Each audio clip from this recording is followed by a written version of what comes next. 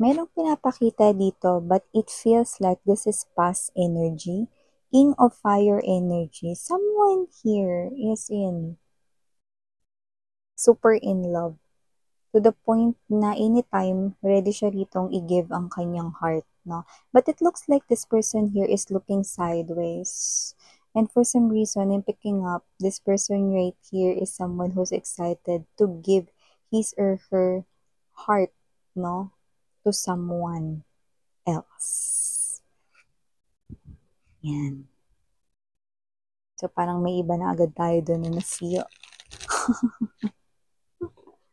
Okay. So, parang yung energy is, when it comes to love, dapat nakatingin ka lang very straight, no?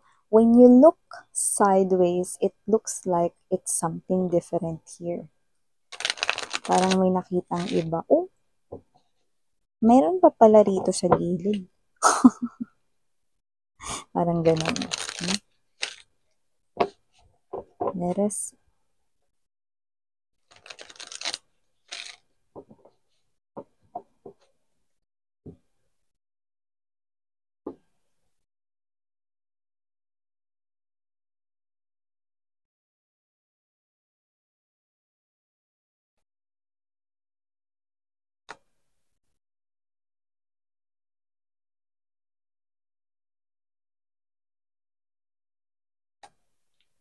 Oh. Kung sino man tong energy na to, no, minsan mo siyang iniyakan mga babes, no, pero dito parang nangingiyak-ngiyak din siya, no, pero hindi siya naiiyak rito sa lungkot. Naiiyak siya rito sa galit. Yan. Galit siya. Let's keep moving. Yeah, I'm talking about your ex. Sino pa nga ba? No? Ten of Wands at King of Air energy in reverses position. Tell me. Five of Air or the Five of Swords andito din. Three of Fire, Page of Swords or Page of Air. Definitely, this is his or her main goal, the Nine of Fire. Bottom of the deck, Three of Water in reverse position. Patience in the Two of Cups in reverse position. Yan o. Sug lang natin dito. Para hindi mag-reflect masyado sa ating lamp. So, hi and hello there, collective. My name is Yan. Welcome back dito sa ating channel. And hi sa ating mga bagong viewers. Ako po si Yan, tuloy-tuloy. At sa ating mga returning tambayers, thank you sa inyong walang sawang pagtambay at pagsuporta rito sa aking mga channels. Yes, you heard it right, mga channels, no? So, kung hindi niyo panood, meron pa po tayong main channel, ang The High Priestess. Link niyan ay nilagay ko sa description box ng reading na to. So, if interested, i-click lang yan at mapupunta na rin kayo doon. Araw-araw may ina-upload din tayong collective readings there. Meron din tayong reading per zodiac sign every other day, weekly and monthly reading. So, yun nga, no? At tandaan nyo, wala tayo ditong gender. So, babae, lalaki, LGBT, lahat po welcome. Pwede rin pong i-switch at pagpalit-palitin yung mga roles dahil possible talaga yun kasi general reading ito. And at the end of the day, lahat kayo ay may malayang gamitin na free will ninyo. Like, it's up to you kung gusto ninyo i-claim yung mga messages at gawing guidance or not. At tandaan ninyo, no, timeless din po ang ating mga readings lahat, no? So, meaning to say, baka yung iba nangyari na sa iba, sa iba naman nangyayari na ngayon, at sa iba ay mangyayari pa lamang like a prediction to their future. So, nakikita natin dito, gaya ng sinabi ko, minsan nyo na tong iniyakan, no? Pero ngayon, siya naman yung mangyak-ngiyak pero sa galit. At nakita ko rito, no, na kung sino man tong energy na to, no, this person right here is inside a very passionless connection, no. Nakakaloka yung passionless, yung nakuha nating words dito, no. And with the Three of Air energy, this person here is with, the third party. Yan, no. Pansinin niyo yung sanga, ilapit lang natin. Di ba may dalawang ibon dyan? Ayan mga babes, no? So, nakita ko dito na pinagpalit ng person mo. Yung person mo, yun yung itim, no? Mga babes, no? Yung person mo, no? Pinagpalit kayo rito, no? Sa ibon lang, no? Samantalang isa kayong anghel dito, yun. Diba? So, nakita ko rito, no, na kumbaga sa ugly duckling, no, kayo yung swan, mga babes, 'di ba? Tapos pinagpalit niya kayo rito, no, sa talaga namang ano lang, ordinaryo lang, pero maaaring hindi niya nakita yon. Okay? So, meaning to say, ang ibig ko lang sabihin, masyadong malayo ang agwat ninyo nung third party rito, no? Pero nakuha niya pa rin kayo rito ang ipagpalit doon. So, nakita ko rito na mas pinili niya rito no, ang ibang daanan, no? Kesa yung daanan papunta sa inyo. Kaya with the 8 of air energy, 4 of air right here, nakikita ko dito na itong person na to no, is nakakulong or nasa-stuck rito sa isang situation na wala rin siyang halos magawa. So, nakita ko nitong person na to na talaga namang tinodo ninyo, no? Ang pag-iyak sa kanya rito, no? Na para bang mga babes, no? Kayo ay namatayan. Yun yung energy, no? So, nakita ko dito na ilang luha at balde-balding mga timba at talaga namang mga palanggana ang iniiyak nyo rito plus meron pang extrang tabo. Kaya nakita ko rito that with this, no, 10 of Swords energy, there's a very strong betrayal dito. At yun nga, ay ang pag-acknowledge niya doon sa third party as his or her true person and not you.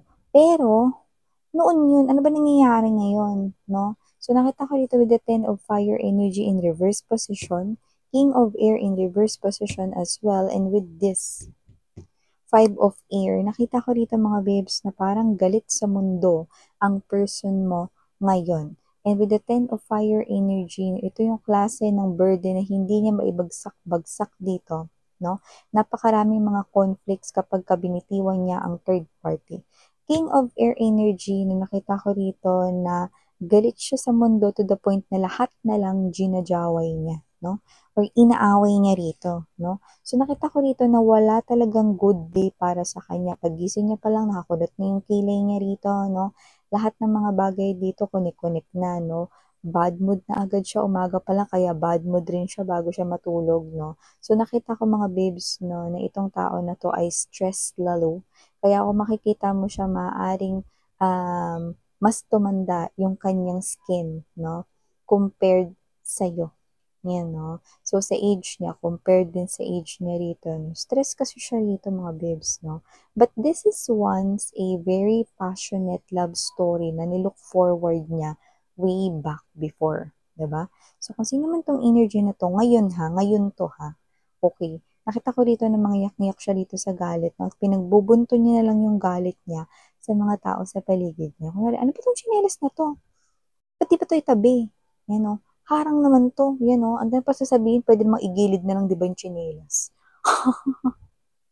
Pati ba naman yun? Di ba? Tapos kung sino-sino pinapansin, no? Ikaw kaya ka pa nanonood ng TV dyan, di mo ba alam? Nagbabayad ka ba ng kuryente? Yan, di ba? Lahat na lang, no? Pati yung kapatid na nanonood ng TV, no? Babayad ng kuryente, tapos yung kapatid niya, no? Nasa ano pa lang, K-12. Ano, nagtatrabaho na. Tsaka bawal ba manood ng TV? Diba? So, may mga ganong klase ng energy. Yung parang lahat na lang napapansin niya. Galit siya sa earth. Galit siya sa mundo. Bakit? Kasi nandoon siya sa isang situation na hindi niya maalisan pero gusto niya ng takasan. 10 of Fire energy, no? This is the type of energy na unti-unti nang mawawala yung mga pasakit, pasanin, no? Pero kasi nakuha natin to in reverse position. So, hindi natatapos. Hindi nag-end yung pabigat rito sa kanyang life. At yun nga, no, nakikita niya na yung third party ngayon bilang maling-mali, no, sa kanyang life, no. Pero bakit nga ba sinasabi niya rito with the 8 of Air energy, 4 of Air, at posibleng yun rin yung tanong ninyo. Miss yan, kung rin din na pala siya sa third party, eh ba't hindi niya pahiwalayan nang matahimik ang kanyang buhay? Exactly, yun yung gusto niyang gawin. Yun nga yung goal niya, yan, no. With the 9 of Fire energy. Pero kagaya ng binanggit ko, hindi yan madali at hindi yan nagiging madali. Bakit? Kasi nandito siya with the 8 of Air to the 4 of Air energy, no? Sa isang situation na nakapadlock yan.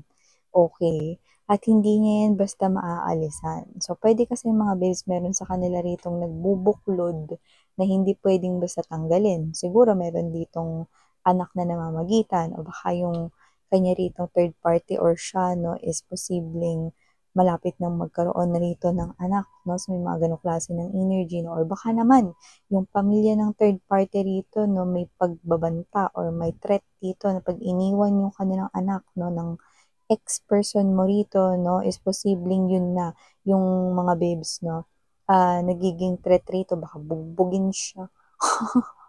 O kung ano-ano pang mga posibleng pananakot dito, no? Yan, ganong klase ng energy. Pero, matagal niya nang gustong hiwalayan yung third party with the Ten of Fire in reverse, no? Position. Kaso, siya mismo, hindi niya alam paano yun, no? Kaya, ang nangyayari, dahil hindi niya malaman kung paano yun, pero meron na siyang mga trinay na mga strategies, hindi lang gumana. Okay? At wala talagang nangyayari rito, no? Kasi nga, okay, yung mga sinusubukan niya hindi nagwo-workout, nagpe-failed, 'di ba? So, meaning to say, doon na nanggagaling yung galit niya. Lahat na lang dinadamay niya rito, no? Pati yung simpleng, alam mo yun, no? May hawak siya, tas nabitawan niya, gaganyan na siya agad. Kakatawa yung mga taong ganun eh, no? Yung parang, ano ba yan, hawak na, nalaglag pa. 'Di ba? Nakakaloka yung binibitbit nilang mga ano sa loob-loob nila eh, no? Pero ang totoo, sila rin naman gumawa ng sarili nilang buhay. Tama, tama, tama, tama, 'di ba? So, sila rin naman gumawa ng sarili nilang journey ng buhay eh, 'di ba? Mantakin mo, desisyon niya rin naman 'yan, 'di ba? Hindi lang 'to para dito sa tao na 'to, para 'to sa lahat ng taong ganito, 'di ba? Kaya kung papansinin niyo may mga tao kayong kilalang ganyan, no? Ibig sabihin, pasan nila yung mundo. Hindi nila masolusyonan yung sarili nilang problema, ganun yun.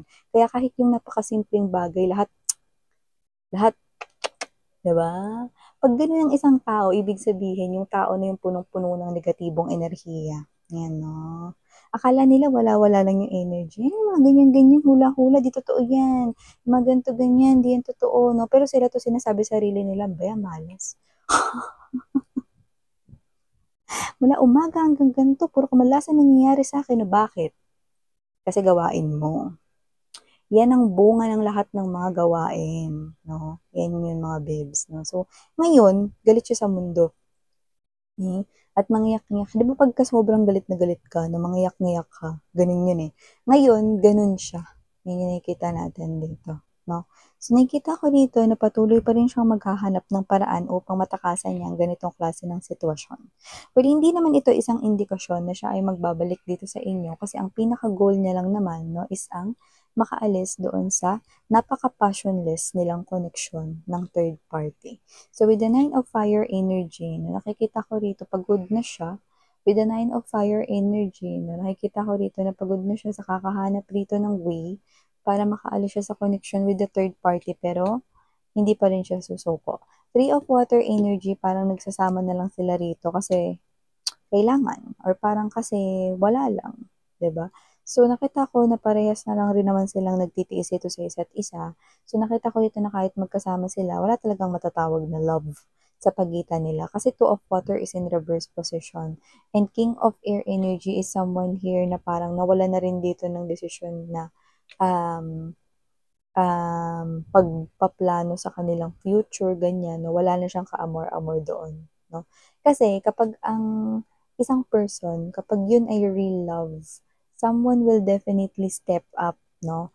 At magiging leader or magli-lead rito sa ito yung plano natin sa future, ito yung maganda natin gawin para yung pamumuhay natin umangat, ma-experience natin yung live your life to the fullest, yan, no? Maibigay natin lahat ng mga gusto natin sa sarili natin, pati sa ating family.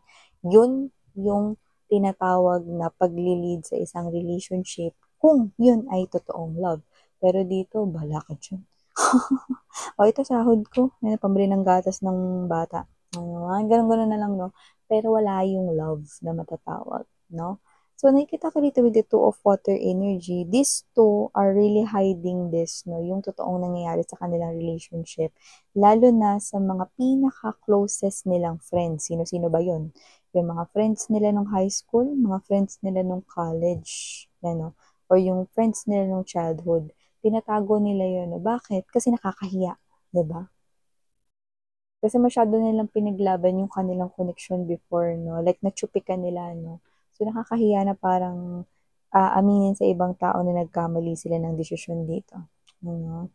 So, nakikita ko rito na yung pera, hindi ito yung importanteng parte ngayon sa buhay niya.